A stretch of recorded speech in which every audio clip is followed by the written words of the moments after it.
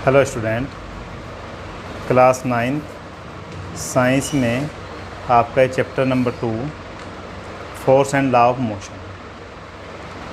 अब पहले मैंने चैप्टर नंबर 9 है ये, force and law of motion. Motion वाला चैप्टर मैंने आपको पहले करा दिया। अब इसे देखिए, पार्ट बाय पार्ट आप देखते जाइए, नोट्स बनाइए, पूरा चैप्टर को ध्यान से सुनिए। फोर्स होता क्या है, आपने देखा होगा। हम यदि किसी चीज़ को अपने हाथ से पुश करें या पुल करें तो पुश या पुल करना ही क्या कहलाता है, फोर्स कहलाता है। कितनी आसान सी डेफिनेशन है। पुश और पुल ऑन एन ऑब्जेक्ट। हम मान लीजिए जाए दरवाज़ा खोलते हैं या बंद करते हैं तो वह भी क्या है, फोर्स ही है। किसी ऑब्जेक्ट को अपनी तरफ खींचते हैं या धकेलते हैं तो वो भी क्या है, फोर्स है। It is defined as the push or pull on an object with mass। हम डिपेंड किस पे, विद मास, जिसमें मास होता है उस ऑब्जेक्ट को पुश करना या पुल करना ही क्या कहलाता है, फोर्स। फोर्स एक वेक्टर क्वांटिटी है। एग्जाम्पल, ओपन और क्लोज द डोर। हम डोर को ओपन करें या क्लोज करें, ये भी हमारा फोर्स में ही आता है। अब हम देखते हैं फोर्स के इफ़ेक्ट क्या होते हैं। भाई हर चीज़ के इफ़ेक्ट हैं, इसी तरह फोर्स के भी इफ़ेक्ट होंगे। फोर्स के इफ़ेक्ट क्या होते हैं। फोर्स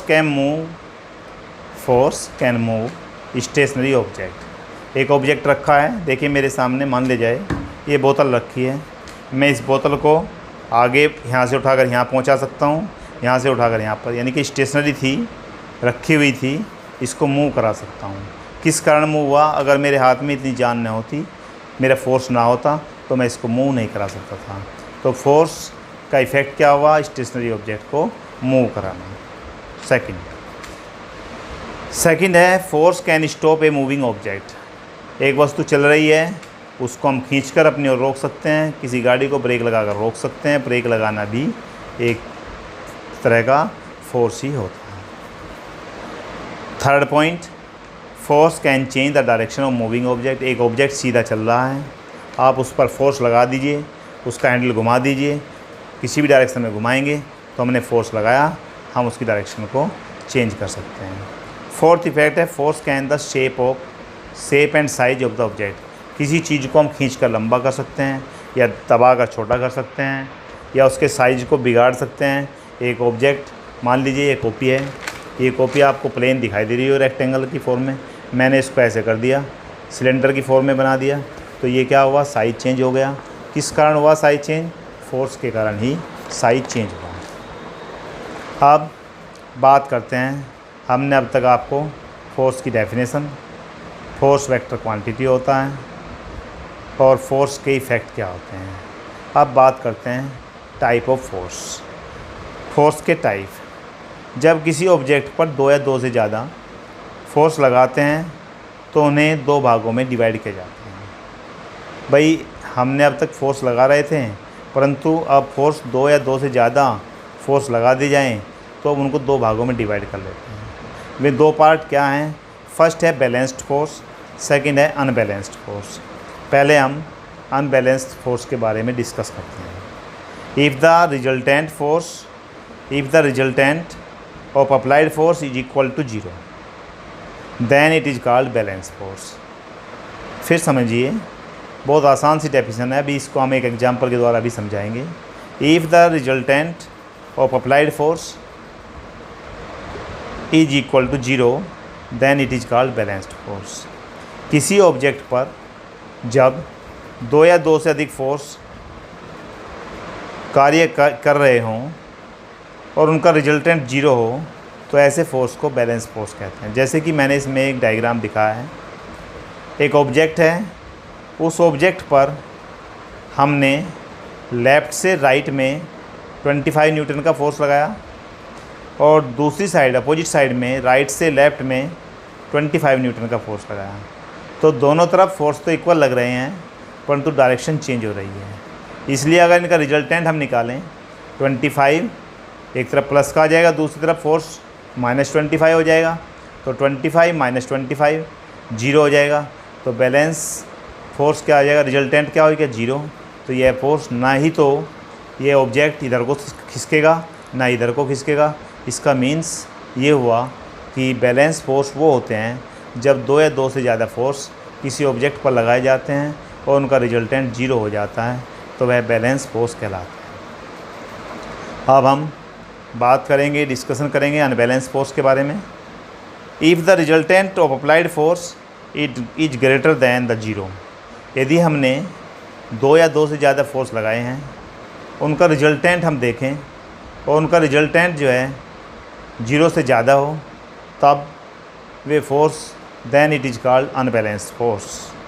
अब इसको हम एक एग्जांपल से देखते हैं। एक ऑब्जेक्ट रखा है, उस पर लेफ़्ट साइड से 25 न्यूटन का फोर्स लगा और राइट साइड से 150 न्यूटन का फोर्स लगा। जब हमने दोनों को देखा, 150 न्यूटन में से 25 न्यूटन को माइनस कर दिया तो 125 बचा, यानी कि 125 जीरो से ग्रेटर होता है, और जब जीरो से ग्रेटर हो गया तो यहाँ पर हमारा रिजल्टेंट फोर्स जीरो से बड़ा है, तो यह कहलाएगा अनबैलेंस्ड फोर्स। आपको समझ में आ गया होगा। ध्यान से आप एक बार अगर नहीं समझ में आया तो वीडियो को पीछे से करके फिर दोबारा से सुनें और लिखा हुआ समझें, एग्जाम्पल देखें, डायग्राम देखें, आपको क्लियर हो जाएगा। आगे हमने फोर्स के बारे में बहुत कुछ बता दिया, कुछ और मैं बताना चाहूँगा, कुछ और डिस्कशन करते हैं। It is defined as the push pull of an object with mass that cause it is change of its velocity.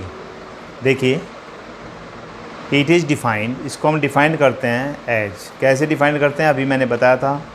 The push और pull of an object with mass, जिसमें मास हो, दैट कॉज, जिसके कारण, it to change its velocity, जिसके कारण उसकी velocity change हो जाए।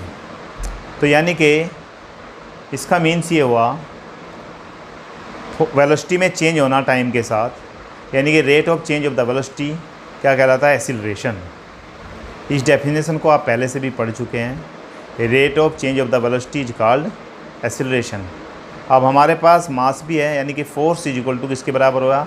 m into v minus u upon t, और हम जानते हैं v minus u upon t क्या होता है? एक्सीलरेशन होता है, यानी कि F is equal to m a, यानी कि फोर्स का फॉर्मूला बन गया F is equal to m into a. अगर हम SI यूनिट की बात करें, किसकी SI यूनिट की बात करें? फोर्स की। तो फोर्स की SI यूनिट, यानी कि आप मास की SI यूनिट देखिए किलोग्राम होती है, एक्सीलरेशन की SI unit metre per second square होती है। दोनों को मिलाएं तो kilogram metre per second square बन गया, और इसको हम कह सकते हैं न्यूटन, यानी कि this means 1 newton is equal to 1 kilogram metre per second square. अब हम न्यूटन के बारे में बात, न्यूटन्स लॉ ऑफ मोशन हम बात करते हैं। न्यूटन्स यानी न्यूटन ने, गैलीलियो के एक साइंटिस्ट था गैलीलियो, और गैलीलियो ने अपने विचार रखे थे। न्यूटन ने उनके विचारों को स्टडी किया और स्टडी करके 3 लॉ बनाए, और उनको कहा गया लॉ ऑफ न्यूटन्स, यानी कि study of the ideas of Galileo and give 3 law of motion. First law of motion, इसको इनर्शिया कहते हैं। सेकंड लॉ ऑफ मोशन, इसको मोमेंटम कहते हैं। थर्ड लॉ ऑफ मोशन, यानी कि एक एक करके हम इसके बारे में डिस्कस करेंगे। अब पहले हम डिस्कशन करते हैं first law of motion. Any object at rest remains in the state of rest, ये and any object in motion will continue in motion along a straight line with uniform speed until, यहाँ देखिए until it is compelled by an external force to change its state। Definition कितनी आसान है, फिर एक बार मैं definition को बता देता हूँ, फिर इसको समझाते हैं। Any object at rest remains in the state of rest, यदि कोई वस्तु रेस्ट में है तो रेस्ट में रहेगी। Any object in motion will continue in motion along a straight line, यदि कोई ऑब्जेक्ट मोशन में है तो वह कंटिन्यू एक स्ट्रेट लाइन में मोशन में ही रहेगा, विद यूनिफॉर्म स्पीड, जो भी उसकी यूनिफॉर्म स्पीड है। अनटिल माने जब तक, it compelled bye an external force, जब तक उस पर कोई एक्सटर्नल फोर्स, कंपेल माने लगा न दिया जाए, जब तक वो अपनी कंडीशन में बना रहेगा। हम इसको ऐसे भी डिस्कस करते हैं, कोई ऑब्जेक्ट यदि रेस्ट स्टेट में है तो वह रेस्ट में रहेगा, मोशन की स्टेट में है तो मोशन में रहेगा, जब तक उस पर एक्सटर्नल अनबैलेंस्ड फोर्स न लगाया जाए। यही क्या है, फर्स्ट लॉ ऑफ मोशन। जैसे कि हम देखते हैं एक बॉल ए पॉइंट पर रेस्ट में रखी है, देख रहे होंगे इसमें डायग्राम दिखाया गया है, तो वह मूव नहीं करेगी। हम पैर से किक करें तो यह मूव करके बी पर चली जाएगी। ये एग्जाम्पल हो गया, यानी कि अगर वो रेस्ट में रखी थी तो रेस्ट में ही रहना चाहेगी जब तक उस पर कोई फोर्स न लगा दी जाए। जब हमने उस पर अनबैलेंस फोर्स एक पैर से किक किया तो वह बी पॉइंट पर चली गई। तो इस तरह के फोर्स को इस तरह से हम कह सकते हैं फर्स्ट लॉ ऑफ मोशन। एक और एग्जांपल के द्वारा देखते हैं, एक कार स्ट्रेट लाइन मोशन में चल रही है, जब तक मोशन करती रहेगी जब तक इस पर एक्सटर्नल फोर्स न लगाया जाए। यानी एक्सटर्नल फोर्स कौन सा लगाना पड़ेगा, एक तो फ्रिक्शन फोर्स लग जाएगा और एक ब्रेक लगा दी जाए, ब्रेक लगाने पड़ेंगे जब यह रुकेगी। इस तरह से बहुत आसान सी डेफिनेशन में आपका first law of motion complete हो गया। अब हम बात करते हैं इनर्शिया की। इनर्शिया क्या होता है और उसके एग्जाम्पल देखते हैं, एक एक करके हम समझते हैं। देखिए, it is the tendency of object due to which it resist any change of rest और यूनिफॉर्म मोशन। यानी कि बहुत सीधी सी बात है। एक बार फिर डेफिनेशन को रिवाइज कराता हूँ और फिर इसकी समझाता हूँ। It is the tendency, tendency माने होता है प्रवृत्ति, ऑफ एन ऑब्जेक्ट, एक ऑब्जेक्ट की वह प्रवृत्ति, due to which it resist, resist माने होता है विरोध करना, चेंज ऑफ रेस्ट और यूनिफॉर्म मोशन। इनर्शिया किसी ऑब्जेक्ट की वह प्रवृत्ति होती है जो जब कोई वस्तु यदि रेस्ट में है तो रेस्ट में रहेगी, यदि कोई वस्तु रेस्ट में है तो रेस्ट में रहना चाहती है, और यदि मोशन में है तो मोशन में रहना चाहती है। इस मोशन तो मोशन में रहना चाहेगी जब तक रेस्ट में आने का विरोध नहीं किया जाए। जब तक रेस्ट में है उसका विरोध करेंगे तो वो मोशन में आ जाएगी, मोशन में है विरोध करेंगे तो रेस्ट में आ जाएगी। तो इसकी प्रवृत्ति है, टेंडेंसी क्या करने की, रेसिस्ट करने की। रेस्ट में है तो वह चाहती है मैं रेस्ट में ही रहूँ, और मोशन में है तो वह चाहती है मोशन में रहूँ, और इस पर हम फोर्स लगाकर इसके इस रेसिस्ट को यानी कि विरोध को हटा सकते हैं। अब एग्जाम्पल देखते हैं। एक कार रेस्ट में है तो इसके पीछे देखिए कार दिखाई गई है, इसके पीछे से एक आदमी फोर्स अप्लाई करता है, फिर भी यह रेस्ट में है, यानी कि उसने फोर्स लगाया परंतु वह नहीं चली। इसका मतलब वह रेसिस्ट कर रही है, विरोध कर रही है, क्योंकि कोई भी ऑब्जेक्ट स्टेट चेंज नहीं करना चाहता। इसकी प्रवृत्ति को इनर्शिया कहा जाता है। Inertia of an object measured by its mass. इसका मीन्स होता है यदि किसी ऑब्जेक्ट का मास ज़्यादा है तो इनर्शिया भी ज़्यादा होगा। अब इसको हम एक डायरेक्ट उससे समझते हैं एग्जांपल से, यानी कि इसे ये भी कह सकते हैं inertia is directly proportional to the mass. जैसे जैसे मास इंक्रीज होगा ऐसे ऐसे इनर्शिया भी इंक्रीज होगा। मास जितना अधिक होगा इनर्शिया भी उतना ही अधिक होगा।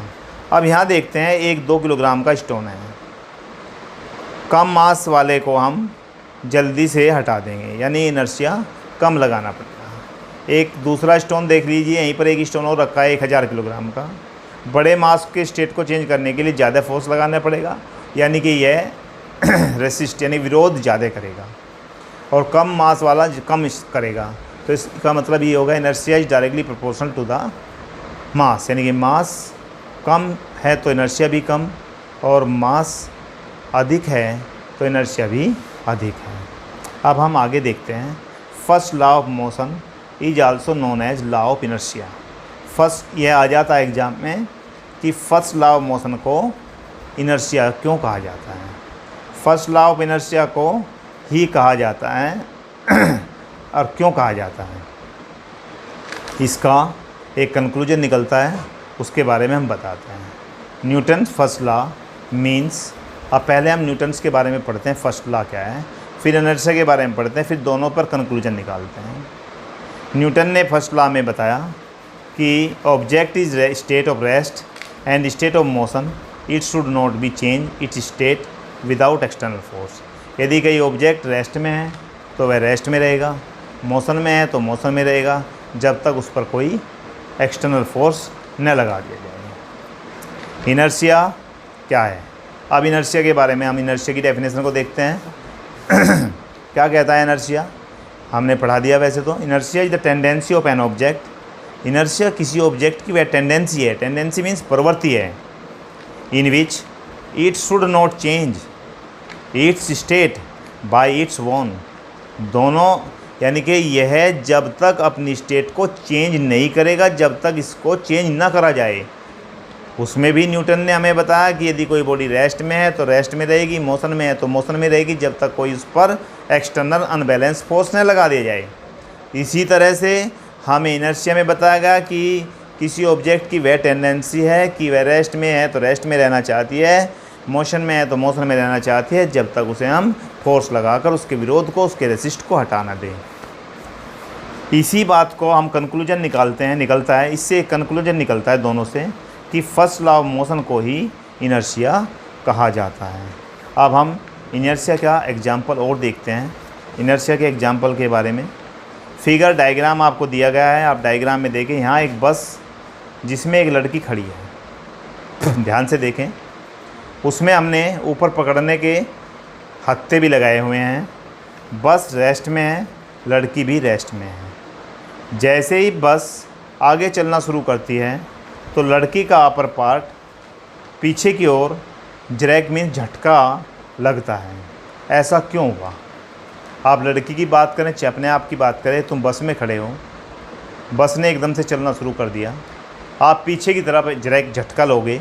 क्यों? ऐसा क्यों होता है? क्योंकि हमारी बॉडी रेस्ट में है तो रेस्ट में रहना चाहती है, परंतु जैसे ही बस आगे को चली, हमारे फुट जो थे वो बस के फ्लोर के कांटेक्ट में थे, तो बस के साथ आगे बढ़ेंगे, हमारे पैर आगे बढ़ जाएंगे, परंतु हमारा upper part of the body rest में ही रहेगा। जब वो रेस्ट में रहेगा तो वह पीछे की ओर जाएगा और हमें एक झटका लगेगा। यदि हम ऊपर से हत्थे को न पकड़ें तो ऐसा होने पर पीछे की ओर गिर सकते हैं। आगे दूसरा एग्जाम्पल बिल्कुल इसी तरह। यदि बस मोशन में चल रही है और एकदम से ब्रेक अप्लाई कर दिया जाए तो हमारा ऊपर का पार्ट आगे की ओर झटका लेता है। ऐसा क्यों होता है? इसका कारण भी यही है। क्या कारण है इसका भी? इनर्शिया। क्योंकि बस रेस्ट में है और हमारे पैर जो फर्श के संपर्क में थे वो भी रेस्ट में थे। ऊपर का पार्ट जो अभी मोशन में आया, जो मोशन में ऊपर का पार्ट हमारा मोशन, बस चल रही थी, हमारा पूरा बॉडी चल रही थी, हमारे पैर बस के फर्श के कांटेक्ट में थे। ऊपर की बॉडी चलती ही रहेगी, परंतु जैसे ही बस में एकदम से ब्रेक लगा दिए जाए तो क्या होगा? हमारा नीचे का पोर्शन बस के फ्लोर के साथ रेस्ट में आ जाएगा, परंतु अपर पार्ट, बॉडी का अपर पार्ट चलता रहेगा। जैसे ही एकदम से ब्रेक लगाए जाएंगे तो हम आगे की ओर झटका लेंगे। यदि हम ऊपर से हत्थे को न पकड़ें तो आगे की ओर गिर जाएंगे। इसलिए दोनों के दोनों एग्जाम्पल किसके ऊपर डिपेंड करते हैं? इनर्शिया के। इसीलिए इसका एग्जाम्पल ये भी है कि हम कार में जब कार चलाते हैं तो बेल्ट क्यों अपने उसको आगे बेल्ट क्यों बांधते? इसका रीज़न भी यही है कि हम कहीं एक्सीडेंट या ब्रेक एकदम से न लगाने पड़ जाए और हम आगे की ओर गिर जाए, जिससे हमें एक्सीडेंट होकर चोट लग जाए। एक और एग्जाम्पल दिखाया गया है, आपको एक डायग्राम दिखाया गया है जिसमें एक गिलास है और गिलास में पानी भरा हुआ है। उसके ऊपर एक कार्डबोर्ड रखा है, गत्ता रखा हुआ है और गत्ते के ऊपर एक कॉइन सिक्का रखा है। इस शीट को जैसे ही हम एकदम से हटा देंगे, एकदम से उसके ऊपर हाथ मारेंगे तो एकदम से कॉइन गिलास में गिर जाएगा। इसका रीज़न क्या है? गत्ता आगे चला गया, गिलास कॉइन में गिर गया। ऐसा क्यों हुआ? इसका भी कारण क्या है?